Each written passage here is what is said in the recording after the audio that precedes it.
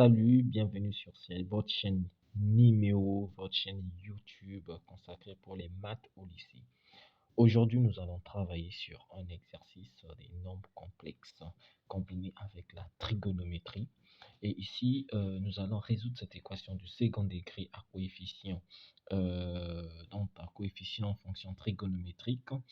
Et ici, nous sommes encore dans l'ensemble C. On a précisé l'ensemble d'appartenance de θ. Donc ici, nous allons résoudre cette équation E ici présentée. Et l'exercice est assez intéressant. Vous m'envoyez le contenu dont nous allons aborder tout à l'heure afin de rendre assez accessible la résolution de cet exercice.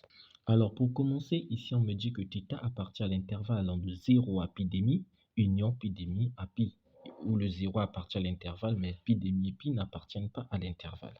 Alors, pour résoudre une équation de second degré, nous savons qu'il faut calculer le discriminant. Alors, moi, je remarque ici, au niveau du coefficient de z, nous avons un nombre pair. Du coup, je peux procéder par le calcul du discriminant réduit. Donc, la formule est b' carré moins ac. Avec le a, c'est le coefficient de z carré, vous connaissez. Maintenant, le b', c'est la moitié de b. Donc, ça veut dire b divisé par 2, ce qui nous donne sinus de 2θ. Et le c, c'est la partie qui n'a pas de z. Donc, nous avons sinus carré de 2θ plus 4 cosinus exposant 4 de θ. En remplaçant et en développant, j'obtiens cette relation. Sinus carré de 2θ moins sinus carré de 2θ vont se simplifier. Il me reste ici moins 4 cosinus exposant 4 de θ. Et vous pouvez remarquer que ici, nous avons moins 4 cosinus exposant 4 de θ, ce qui peut encore s'écrire. Or, nous savons tous que i carré égale à moins 1. Donc, nous aurons i au carré fois 2 au carré fois cosinus au carré θ, le tout au carré, parce que ici c'est exposant 4. Et en mettant tout au carré, j'obtiens donc 2i cosinus au carré θ, le tout au carré. Et c'est ce que nous avons placé ici. Donc cela prouve qu'il existe deux solutions complexes distinctes, telles que nous avons z' égale à moins b' moins racine carrée de θ' sur a, parce que nous avons utilisé le discriminant réduit. Donc voilà la formule qu'il faut faire pour utiliser z' et z second. Par la suite, vous remplacez b' par son expression. Voilà ce que nous avons fait. De même pour z second aussi, je remplace, je respecte le remplacement. Et tout nombre élevé au carré sort de la racine carrée. C'est ce qui nous permet d'avoir z' égale ça et z second égale à ça. Or, dans notre exercice, on nous avait dit que le z1, c'est le nombre complexe dont la partie imaginaire est positive. Ici, cosinus au carré θ est positif, dossier est positif, donc ça veut dire le z second n'est autre que notre z1 et le z2 n'est autre que notre z'. D'où l'ensemble de solutions est là. Pour la deuxième question, on nous demande de déterminer les valeurs, suivant les valeurs de θ, le module et un argument de z1. Alors ici, je vous demande d'être très attentif parce qu'il faut vraiment faire très attention.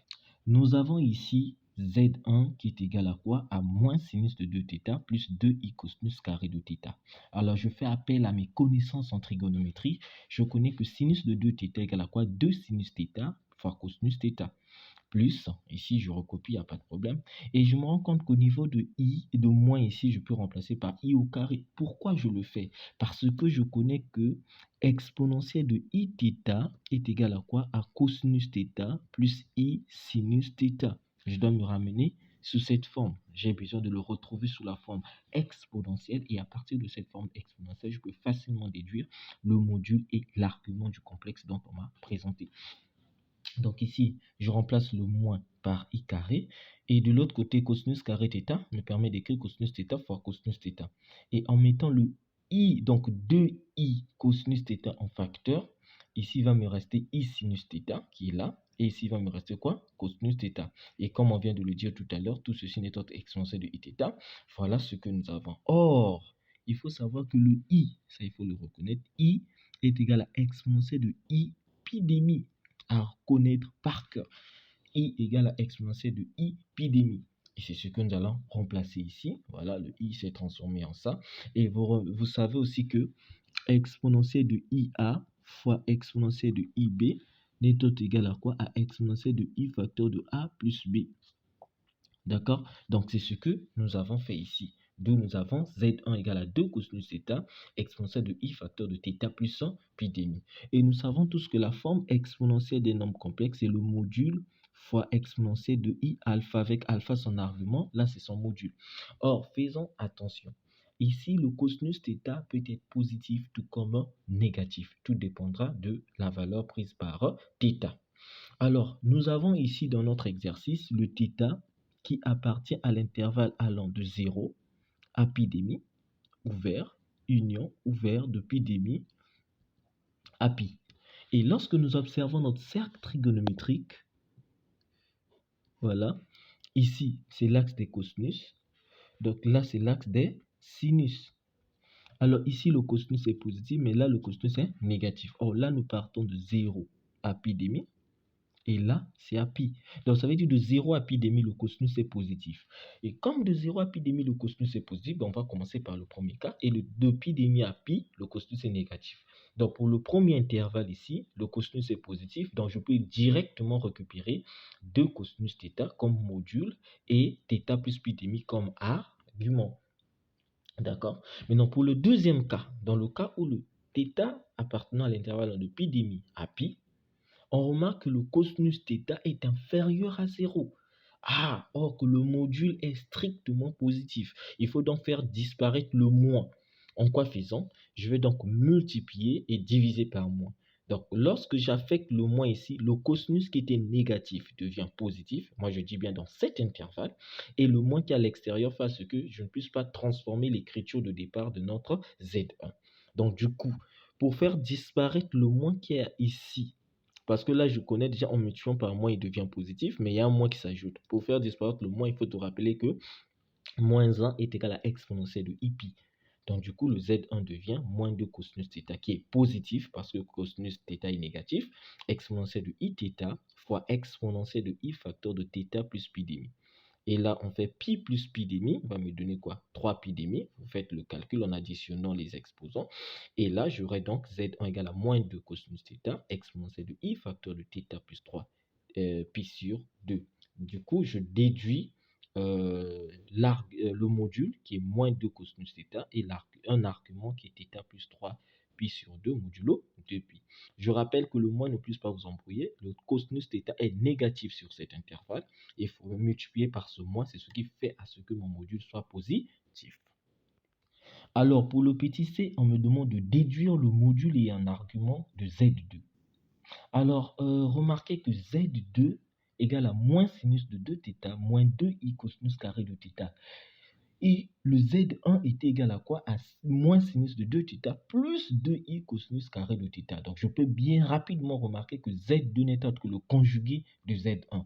Or, vous savez que si Z2 est le conjugué de Z1, ça veut dire que Z2 aura le même module que Z1, mais sa forme exponentielle, on va juste mettre le moins au niveau de son argument. Donc, on va refaire juste les mêmes choses. Donc, au premier cas, pour le θ qui est positif, alors le module reste le même, donc 2 cosinus θ, mais au niveau de l'argument, il faut juste multiplier par moins 1. Voilà ce que nous avons. Et au niveau du deuxième cas, nous aurons quoi? Le module de Z2 égale à moins 2 cosinus θ, parce qu'ils ont le même module, mais au niveau de l'argument, on multiplie juste par moins 1. Et voilà, c'est la déduction, c'est fait et c'est gagné. D'accord? Donc, c'est un peu ça. Alors, pour la deuxième partie de notre exercice, je vous demande de vous abonner. N'oubliez pas d'activer la cloche de notification afin de rater aucune de nos prochaines vidéos. Alors, pour la deuxième question, on me donne ZA égale à moins sinus de 2θ moins 2i cosinus carré de θ et ZB égale à moins sinus de 2θ plus 2i cosinus carré de θ. Mais on nous précise qu'ici, le θ appartient à l'intervalle de 0 à pi demi. Nous avons déjà eu à travailler au départ, donc nous allons garder que les résultats où le θ appartient à l'intervalle de 0 à pi demi. Pour la toute première question, on me demande de déterminer les valeurs de θ pour lesquelles le triangle OAB est rectangle isocèle en haut et de sens direct. Géométriquement parlant, ça veut dire quoi? Que l'angle orienté OA-OB est égal à quoi? Pi demi modulo 2pi et les distances OA 100 et OB 100 égales. Alors, dans le langage complexe, on aura quoi? On commence par le dernier vecteur, donc ZB moins ZO sur ZA moins ZO égale à exponentielle de I pi demi. Pourquoi? Parce que si les distances s'égalent, leur module est donc égal à 1. Et là, l'argument, c'est pi demi. Or, le ZA, dans le cas où le θ appartient à l'intervalle de 0 à pi demi, on l'a vu en amont que c'était 2 cosinus θ exponentielle de moins facteur de θ plus pi demi. Et le ZB, c'est 2 cosinus θ exponentielle de I θ plus pi demi. Parce que le ZA, ce n'est autre que Z2 et le ZB, ce n'est autre que Z1. Maintenant, le O, c'est l'origine du repère. Ça veut dire son affixe est égal à 0. En remplaçant nos données ici, on remarque très bien que 2 cosinus θ vont se simplifier parce qu'ils se divisent. Et là, on a ça. Donc ici, lorsqu'il monte et change de membre, change de signe, du coup, on va additionner ici. Donc on aura θ plus θ qui va me donner 2θ et pi demi plus pi demi qui va me donner pi. Donc nous avons le résultat suivant. Voilà. Exponentielle de I de θ plus pi égale à exponentielle de I pi demi. Alors, deux exponentielles s'égalent si et seulement s'ils ont même module, c'est ce qu'on remarque, et les arguments s'égalent aussi. Donc, on aura 2θ plus pi est égal à quoi? Pi demi plus 2k pi, avec k appartenant à z. Alors, on renvoie le pi de l'autre côté, on aura pi demi moins pi, qui va me donner moins pi demi, plus 2k pi. Et le 2 vient diviser, donc lorsqu'il vient ici, on aura moins pi quart, plus 2 k pi divisé par 2 va me donner k pi, avec le k appartenant à z. Mais n'oublions pas que dans notre exercice, on nous a dit que le θ doit appartenir à l'intervalle allant de 0 à pi demi. Ce qui me permet de l'écrire sous forme d'encadrement, donc 0 inférieur ou égal. Pourquoi? Parce qu'au niveau de 0, ici, l'intervalle est fermé à θ strictement inférieur à pi demi. Pourquoi? Parce qu'au niveau de pi demi, l'intervalle est strictement ouvert. Donc, du coup, je remplace θ par sa valeur trouvée ici afin de déterminer la valeur de k. En remplaçant, voilà, nous avons ça, je balance le moins pi quart de l'autre côté, il sort, voilà. Là, on a plus pi quart inférieur ou égal à k pi, et le pi quart, lorsqu'il sort, on aura pi demi plus pi quart, ce qui va me donner 3 pi quart. Et on divise partout par pi. J'ai 1 sur 4 inférieur ou égal à θ, et à k, excusez-moi, strictement inférieur à 3 quarts. Or, 1 quart, c'est 0,25, inférieur ou égal à k, strictement inférieur à 0,75. Et je remarque qu'entre 0,25 et 0,75, il n'existe pas un entier relatif k. Donc, du coup, il ne va donc pas exister de valeur de θ pour lequel le triangle sera rectangle isocèle en haut et de sens direct. D'accord? Pour le petit b, nous allons chercher les valeurs de θ pour lesquelles le triangle OAB est rectangle et isocèle en haut de sens indirect. Nous allons refaire le même travail que nous avons fait au niveau de la question petit a. Vous allez le refaire. Maintenant, qu'est-ce que vous allez remarquer que lorsque le triangle est de sens indirect, donc rectangle isocèle de sens indirect en haut, vu que ce sont les mêmes données, ici apparaît juste le moins, parce que dans le sens indirect, il y a un moins I pi demi. Donc du coup, après calcul, comme on a eu à le faire, on a exponentielle de I de θ plus pi, qui est égal à exponentielle de moins I pi demi, d'après la question A. Et donc, en égalant les arguments, nous avons 2θ plus pi égale à moins pi demi plus 2k pi. Alors, le pi vient de l'autre côté. On aura donc moins pi demi moins pi qui va te donner moins 3 pi quart. Et le 2, excusez-moi, lorsque le pi passe de l'autre côté, on aura moins pi demi plus pi qui va me donner moins 3 pi demi plus 2k pi. Le 2 viendra diviser, ce qui va me donner moins 3 pi quart plus k pi avec le k appartenant à z. On se rappelle toujours que le θ appartient à l'intervalle fermé de 0 à pi demi. Du coup, on a 7 encadrements. On remplace le θ par cette valeur trouvée afin de déterminer la valeur de k. Mais le k doit être un entier relatif. Alors, une fois qu'on a encadré, on ressort moins 3 pi quart. Et de l'autre côté, lorsque le moins 3 qui va de l'autre côté, devient plus 3 pi quart, plus le pi demi, c'est ce qui me donne 5 pi quart. Et de ce côté, on a 3 pi quart. On divise partout par pi, nous avons 3 quart inférieur à k, inférieur à 5 sur 4. Et là, nous aurons 0,75 inférieur ou égal à k, strictement inférieur à 1,25. Et je peux bien remarquer qu'entre 0,75 et 1,25, nous avons un entier relatif qui est 1. Donc du coup, je trouve k égale à 1. Et comme k égale à 1, je viens remplacer dans cette expression de θ afin de retrouver la valeur de θ qui appartient à notre intervalle de 0 à pi demi. Et cette valeur de θ, lorsque je remplace, j'ai moins 3 pi quart plus pi. Et après calcul, je retrouve θ égale à quoi? Pi quart, qui appartient bel et bien à l'intervalle allant de 0 à pi demi. Donc, notre triangle est rectangle isocèle en haut de sens indirect, si et seulement si le θ égale à quoi? À pi quart. Au petit c, on nous demande cette fois-ci de déterminer la valeur de θ pour que le triangle OAB soit équilatéral de sens indirect. Et si un triangle est équilatéral de sens indirect, cela veut tout simplement dire que la mesure de l'angle OA-OB est égale à moins pi tiers, modulo 2pi, et que l'angle, les côtés de cet angle, donc OA et OB, sont égaux. Voilà. Et dans le langage complexe, nous aurons ZB moins ZA parce qu'on commence par le dernier vecteur, donc le quotient du dernier vecteur par le premier. Donc nous avons ZB moins ZO sur ZA moins ZO égale à exponentielle de moins I pi tiers. Alors ça, nous avons déjà eu à calculer, c'était exponentielle de I facteur de 2θ plus pi qui est égal à quoi? Exponentielle de moins I pi tiers. Par la suite, qu'est-ce qu'on aura? Donc le pi, lorsqu'il vient de ce côté, donc on aura 2θ plus pi qui est égal à quoi? Moins pi tiers plus 2kpi avec le k, on rappelle toujours le k appartenant à z. Et du coup, je ramène le pi de ce côté, donc j'ai moins pi tiers moins pi qui va te donner moins 4 pi tiers plus 2kpi. Et le 2, lorsqu'il viendra diviser, c'est ce qui me donne moins 2 pi sur 3 plus kpi avec k appartenant à z. Or, notre θ appartient à l'intervalle de 0 à pi demi, ce qui revient à dire qu'on a 0 inférieur ou égal à θ inférieur à pi demi. Je vais donc remplacer le θ par l'expression trouvée afin de déterminer le k et à partir de la valeur de k qu'on pourra ou ne pas trouver, nous allons déterminer la valeur de θ qui appartient bel et bien à cet intervalle. Et après calcul ici, comme on l'a fait en amont, nous remarquons que nous avons 2 tiers inférieur ou égal à k est strictement inférieur à 7 sur 6. Et 2 sur 3, c'est 0,66 et 7 sur 6, c'est 1, quelque chose, ce qui nous permet de dire qu'il existe donc un k qui est égal à 1, qui appartient à z bel et bien. Et lorsque je viens remplacer ici le k par 1, après calcul, je me rends compte que le θ égale à pi tiers. Donc, pour que le triangle soit équilatéral de sens indirect, ici, il faut que le θ soit égal à pi tiers.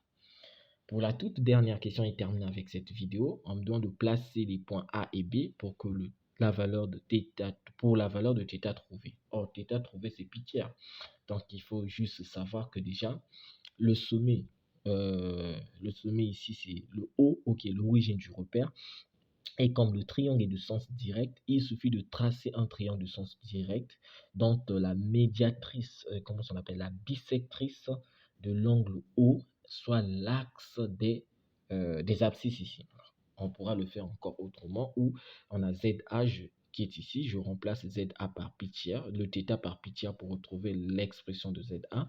J'ai ici ZA égale à exponentielle de moins I5 pi sur 6. Et comme ZB c'est le conjugué de ZA, alors j'ai donc ZB qui est égal à exponentielle de I 5 pi sixième. Et dans la construction, qu'est-ce qu'on aura? Voilà un peu après construction ce que nous avons. Ça, c'est le point O. Alors ici, c'est l'origine O. Nous savons que le point A, nous avons vu tout à l'heure que ZA, son angle, c'était moins 5 pi sixième. Donc, vous allez placer le rapporteur et aller dans le sens négatif. 5 pi sixième, voilà. Vous allez dans le sens négatif. Dans le sens négatif. Parce que 5 pi sixième, c'est 150 degrés. Donc, vous allez dans le sens négatif. Vous avez ici. Maintenant, comment trouver cette longueur? Il faut savoir la longueur. Comme le module, c'est 1. Comme le module, c'est 1. Donc, vous allez prendre de O à U. Cette longueur, c'est ce que vous allez rapporter ici. De même pour ZB, son angle c'est 5 pi sixième. Or, l'argument d'un nombre complexe, ce n'est autre que l'angle formé par l'axe des réels et le vecteur qui soutient notre expression. Donc, du coup, nous avons notre complexe, excusez-moi. Donc, ici, nous avons l'angle de 150 degrés, mais dans le sens positif. Nous avons ça. Et la longueur de ce vecteur, ce n'est autre que la longueur de O vers le vecteur unitaire U. Et du coup, je trace mon triangle. Voilà, terminé avec cette vidéo.